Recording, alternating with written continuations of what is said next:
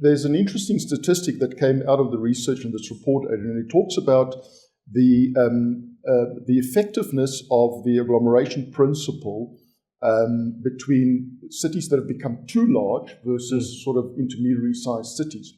And the difference is, one thing that stuck with me is, if you have to travel from the periphery to the center and it takes you 60 minutes, you consider it too large. If it takes you half an hour, you consider it sort of second tier city level in terms of size.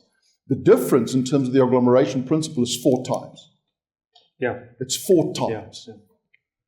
And South Africa in particular, I shouldn't say Joburg, I should say Gauteng. You try and travel to from the periphery in less than 30 minutes. In less than 60 minutes. It's almost impossible, especially during peak times. Interestingly, so you've got a municipality like Tshwane, which is the second largest by landmass in the world, actually.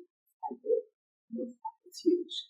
And it has a lot of, it's metro, so it's got a lot of built-up metropolitan area, but it's also got swathes of rural land that falls within traditional leadership as well, so those things also present, again, they also apply to some of the intermediary cities, and they present a lot of challenges in terms of spatial planning, land use, permissions for things. But sprawling is not great for efficiency, because when we sprawl, we live out over there, but we work over here, and it takes an enormous amount of time and effort and money in order to get to the workplace. And there was good work by Harvard last year in November, that they published, saying that we need to fix our urban planning in South Africa in particular. We need to move people closer to where they work versus where they stay. Otherwise, it will be impossible to sort of address the unemployment issues that we face. And so that's why you had this shift to transit-oriented development, where a lot of cities were backing their development on transport systems. So you had a lot of BRT development, My City, Rea Vaya, Adrian. Those were meant to, they were not just like transport for its own sake. Of course, they were meant to meet the need of cheap, affordable, safe, but they were also meant to undo the spatial makeup that creates that kind of dynamic that you're talking about, where they're not going fast enough. The mismatch between jobs and where people are is still vast. So people are spending, so there's this 40-40-40 principle where you live in a 40 square meter property, you spend on average 40 minutes commuting, and on average 40% of your income on transport. And so those are the real-time consequences of our spatial makeup. How does that compare to the rest of the world? 40-40-40. I would say it's like South Africans are some of the earliest risers in the world. I think I saw a metric that said we wake up the earliest. And so that's that. So if we were to compare it to developed countries, where in a lot of cities they've got, great linkage by transport. So Barcelona is one of my favorite examples of that, where you can move by train, by bus, by taxi. You can take your bike on a train, and it's kind of seamless. And you can move from the furthest point of the city to the other pretty seamlessly. I think we are still very much in development when it comes to that level of integration. For me, I think top prize for me is if you were to have an integrated system just in Gauteng, for example, where one card can allow you to access Metrobus, Gautrain, Rea Vaya, Adrian, whether you're in Pretoria, Joburg, or Ekurhuleni, it's a universally integrated transport system.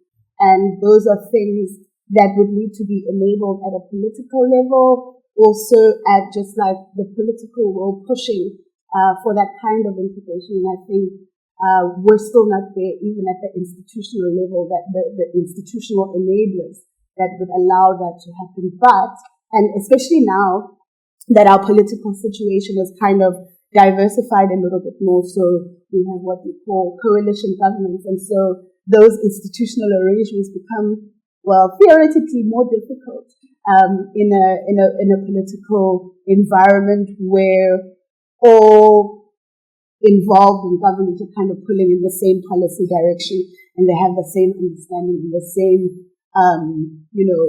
envisioned outcomes of it. One tweet.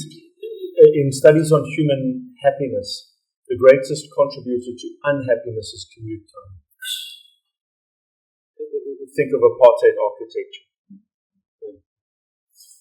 Hennie, I want to come back to you. Do you, in your mind, in order to make African cities and Africa's infrastructure more efficient, do we require necessarily stronger institutions and stronger levels of governance in order to deliver higher levels of efficiency with regards to infrastructure in particular cities? Francois, yeah, it's interesting you should ask me that. I was just sitting here listening to everybody contributing. So the answer is yes, we do. I also think that there's a role for private-public cooperation. So I think that's what I would add to that comment. And then I also think, I was just sitting here thinking about, so who's responsible for this? Who's going to make this work? And I do think that corporate organizations play a role as well. If you think about, where do we set up shop? Where do we kind of start dipping our toe into the water? So I think corporates have got an equally big responsibility to help bring this to life and to make this work. So yes, to your answer, but I think there's more to that. And I think that the private sector has got an enormous role to play in this from an advisory point of view, also to vote a little bit with their investments in their checkbooks, to make it work. Do you think there's significant changes on the horizon, especially in South Africa, taking place when it comes to transport? So full disclosure, before I answer that, I serve on the NLCC, which is the National Logistic Crisis Committee. So I have to say yes. I don't have a choice, otherwise I might get fired from that forum. But say so with a straight face. But no, actually, and I'm not going to punt the work that we do there. But I do think that serves as a great example of what is possible if we get involved from a private sector point of view. And there's, it's evolving, and now to the TLC, which is a transport part of it specifically. And definitely there's progress. There's some exciting progress. So, I think just watch this space. I don't want to say much more only because of my disclosure, but the answer is yes. Everybody that's involved in this space in South Africa says exactly the same thing. Watch this space. It is as if over the next 2 to 3 years we're going to see the coming together of significant reforms in transport and logistics in South Africa. And I think it's high time. No, you Chair, can I ask a question? So, in cities like, in intermediary cities like Richards Bay, because also we mustn't think that it's only metros that have something to teach to intermediaries. There's great amount of lessons, vice versa. So you've got cities like Richards Bay, emerging economies like your Kwatuguza, which is Balito, Stanger, which is, giving Durban a run for its money.